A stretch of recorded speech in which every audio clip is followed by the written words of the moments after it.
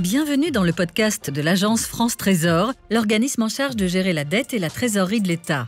Nous poursuivons aujourd'hui notre série consacrée aux grandes voix de l'AFT, durant laquelle nous avons l'honneur et le plaisir d'entendre et d'échanger avec celles et ceux qui incarnent l'AFT depuis sa création en 2001, afin de partager leurs souvenirs, leurs expériences et leur vision de l'agence France Trésor.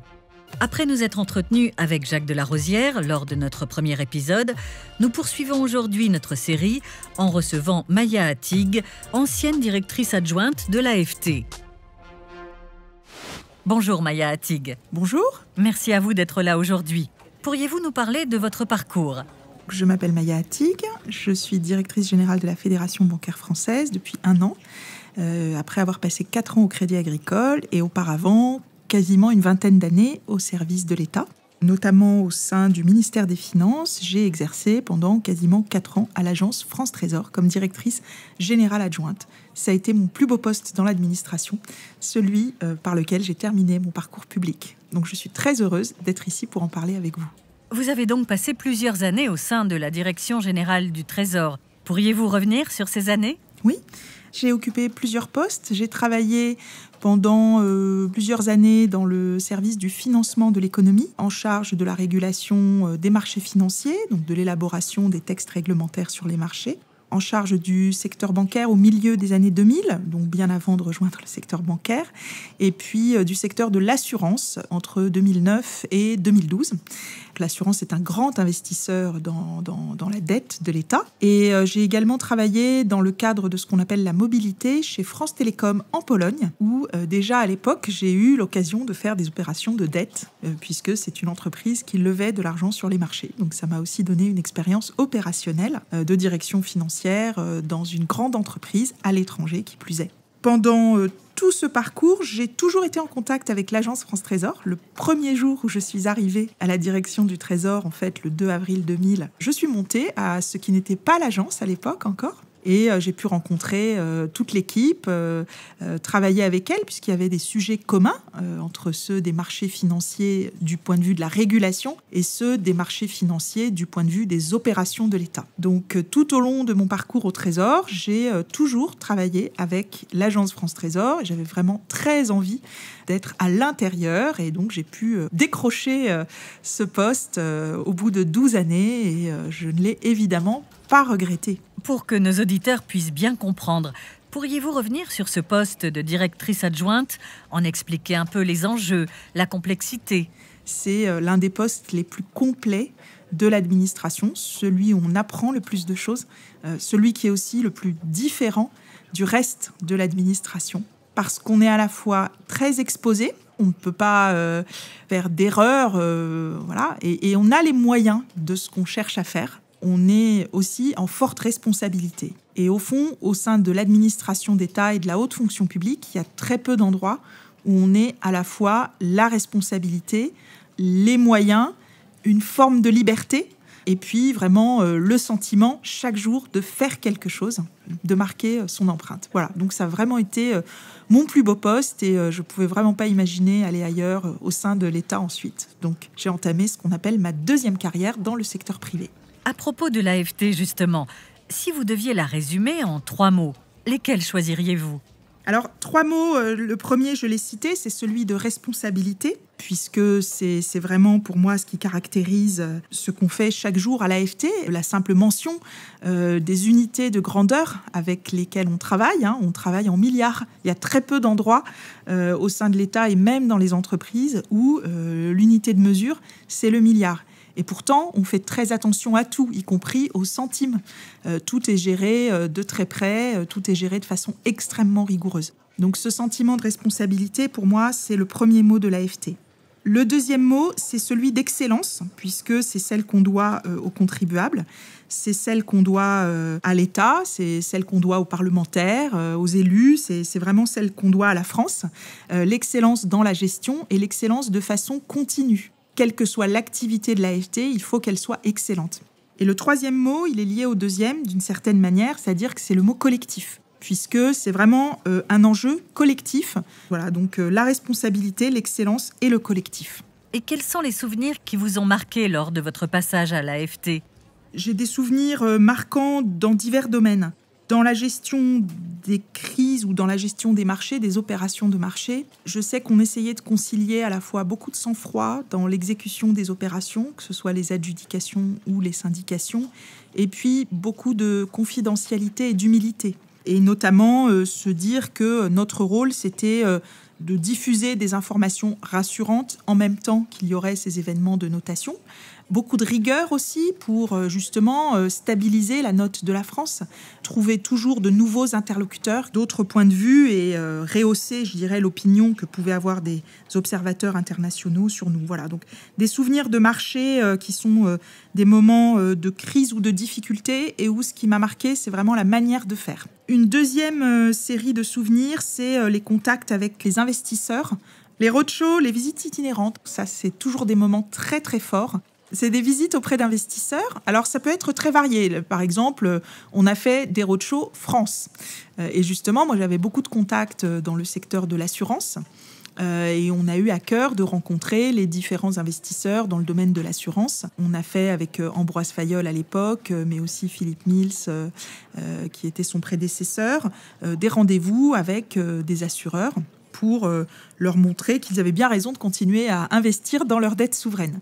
C'est des moments où on partage avec eux de l'information, des éléments sur les mouvements de la dette, comment on fonctionne aussi. Ça, c'est important pour eux d'être rassurés sur le fait que justement l'exigence opérationnelle et la qualité sont vraiment des valeurs clés puisque ce sont nos clients. Et qu'en est-il des rencontres avec les investisseurs étrangers? En quoi ça consiste exactement? Les roadshows à l'étranger, j'ai pu aller par exemple au Pérou, au Vietnam, à Hong Kong, en Chine, en Hongrie, dans de multiples pays, pour expliquer ce qu'était l'économie française et pour convaincre ou des investisseurs soit d'investir sur des titres français alors que leur tendance naturelle n'aurait pas été d'investir en titres français, ou bien, quand ce sont déjà de gros investisseurs et bons connaisseurs de la France, de continuer à y croire, de leur donner des éléments. Dans le roadshow, il y a une forme d'échange qui enrichit tout le monde, et je dois dire, même quand ce sont des situations tendues ou difficiles, c'est une expérience humaine très très riche. Et puis, moi, j'ai appris beaucoup de choses aussi sur l'économie française. Dans cette période, c'était des moments de préparation très, très, très intenses avec l'équipe d'économistes, avec l'ensemble de l'agence, puisque on travaille pour les roadshows sur la base d'une présentation qu'on enrichit sans cesse, qu'on enrichit notamment avec les questions ou les commentaires de la fois d'avant, pour pouvoir répondre à toutes les questions les plus saugrenues. Et c'est vrai que parfois, des pays les plus lointains, il y avait des informations sur la France qui nous paraissaient à nous anecdotiques et qui en fait avaient beaucoup marqué. Par exemple, beaucoup d'économistes des banques centrales d'Asie, qui sont de grosses banques centrales, regardent l'actualité sociale dans le détail. Donc ils regardent l'actualité des différentes entreprises. Ils disent, mais finalement, en France, c'est vrai qu'il peut y avoir des grèves ou voilà, un sentiment de conflit social, mais au fond, on a regardé ce qui s'est passé pour de très nombreuses entreprises françaises et il y a beaucoup, beaucoup d'accords d'entreprise, beaucoup de consensus social dans les entreprises. Et c'est une chose qu'on n'avait pas forcément vue à l'agence, sur laquelle on a commencé à travailler finalement cette actualité sociale de façon un peu plus fine, parce que au-delà des grandes informations sur le nombre de jours de grève ou ce genre de choses très médiatisées toujours, en réalité, quand on combine ce qui se passe au niveau interprofessionnel, au niveau des branches et au niveau des entreprises, on a des situations qui donnent un reflet de la France beaucoup plus nuancé que ce qu'il n'est. L'AFT, c'est aussi une belle aventure humaine. Oui. Alors, je donnerai une troisième série de souvenirs qui est plus personnelle. C'est la dimension ressources humaines de l'AFT, relations humaines de manière générale. Et au fond, l'AFT fonctionne parce que on prend soin de chacun. Comme chacun a son rôle à jouer, quel que soit son métier, que ce soit l'accueil de nos correspondants extérieurs, que ce soit l'informatique, la communication, bien sûr. À tout moment, il faut vraiment s'assurer que ça va. Voilà. Et bien sûr, le moment du recrutement et du départ, c'était des temps forts, puisque le recrutement, c'était des moments très, très, très, très forts de choix, de la personne avec qui on allait travailler tous les jours. Et puis le départ aussi, c'était aussi le moment pour les uns et les autres de rendre hommage à ce qu'ils avaient appris et constituer cette grande famille. Voilà. Ça, ce sont 3 types de souvenirs très forts. Les souvenirs de situation de marché, en réagissant avec sang-froid, des souvenirs de roadshow, de contact avec les investisseurs, avec toute la dose de surprise que ça constitue, et puis des souvenirs de relations humaines individuelles, mais qui permettaient quand même de constituer ce collectif à l'AFT. Selon vous, quels sont les ingrédients qui permettent le bon déroulement des opérations de l'agence ? Tout à l'heure, j'ai parlé de responsabilité, d'excellence et de collectif. La responsabilité et l'excellence se mesurent par rapport à un objectif très simple qui est de financer l'État au mieux des intérêts du contribuable. Là, il y a un objectif qui est très simple et pour lequel vous avez des instruments de mesure. C'est la qualité d'une émission de dette, c'est votre capacité à répondre aux différentes sollicitations. Voilà. Donc vous avez quelques indicateurs vraiment très précis. Et le fait que vous deviez être aussi transparent sur ces objectifs auprès des investisseurs externes, auprès des spécialistes en valeur du Trésor, auprès du Parlement, et même auprès de la Cour des comptes qui fait de très très très nombreuses missions à l'agence France Trésor, c'est des éléments vraiment importants. Et donc le fait que vraiment la transparence soit une valeur fondatrice de l'agence France Trésor, et même je pense qu'elle préexistait à l'agence, qu'elle était au bureau A1 à l'époque, c'est vraiment pour moi un élément clé de succès, et c'est ce qui lui permet de toujours faire les efforts nécessaires pour faire de son mieux par rapport à des objectifs très simples. Vous étiez la première femme directrice générale adjointe de l'histoire de l'AFT. Comment jugez-vous la place des femmes aujourd'hui dans le secteur financier ? Alors, s'agissant du secteur financier, moi, je n'avais pas l'impression d'être dans un monde masculin, paradoxalement. C'est-à-dire que, d'abord, à l'AFT même, effectivement, les équipes étaient assez mixtes, même si c'était pas toujours dans les postes de direction, mais on n'avait pas ce sentiment d'être dans un club masculin. Et au fond, souvent dans les mondes où il y a peu de femmes à la direction, le principal risque, c'est le risque de club masculin, où il n'y a plus que des codes. C'est ça qui, je pense, dans beaucoup de cultures, rendent un plafond de verre très présent. Là, je ne l'ai pas ressenti. Je ne l'ai pas ressenti du tout. Et au contraire, comme je l'ai dit, à l'AFT, il y a quand même une culture d'égalité et de collectif assez forte. Et chez nos correspondants, peu de femmes parmi les spécialistes en valeur du Trésor, qui sont les interlocuteurs les plus fréquents, les banquiers. Peu de femmes, mais des femmes très présentes parmi les plus grandes partenaires, quel que soit le métier d'ailleurs, dans les différents métiers, parce qu'il y a plusieurs métiers chez les spécialistes en valeur du Trésor. Il y a ceux qui s'occupent de la relation avec les émetteurs, il y a ceux qui sont sur les marchés.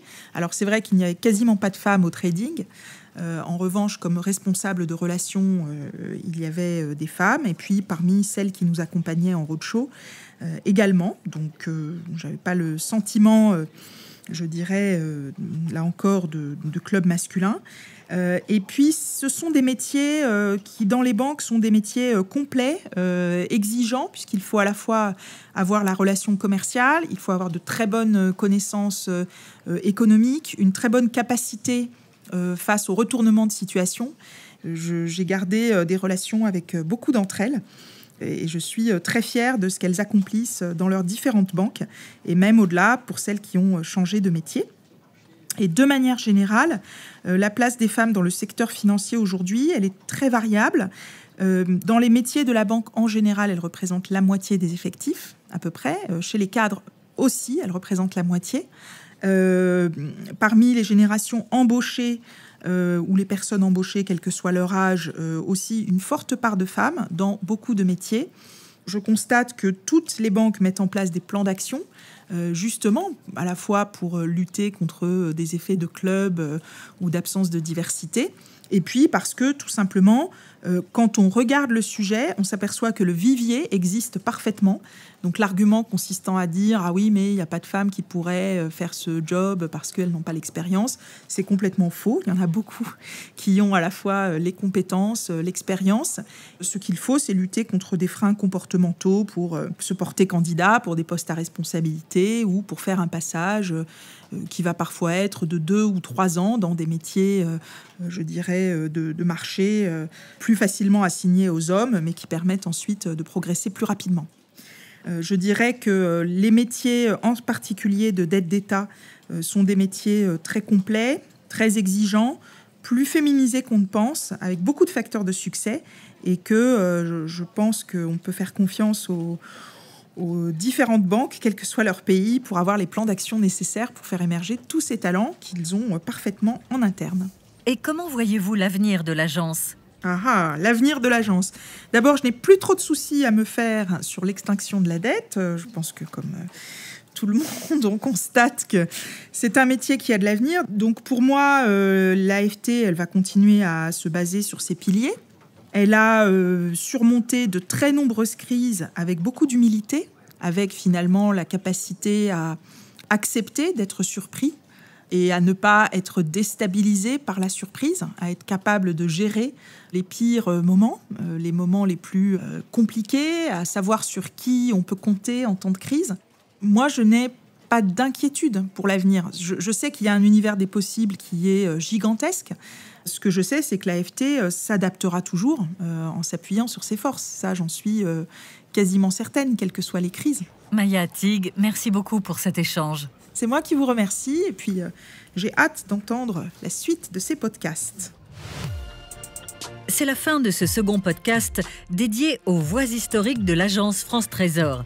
Merci à Maya Attig de nous avoir prêté voix forte pour ce deuxième podcast de l'AFT et merci à tous pour votre écoute.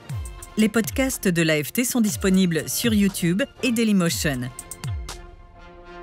Pour plus d'informations sur les activités de l'agence France Trésor, n'hésitez pas à consulter notre site internet www.aft.gouv.fr. Ceci est un message du ministère de l'Économie, des Finances et de la Relance.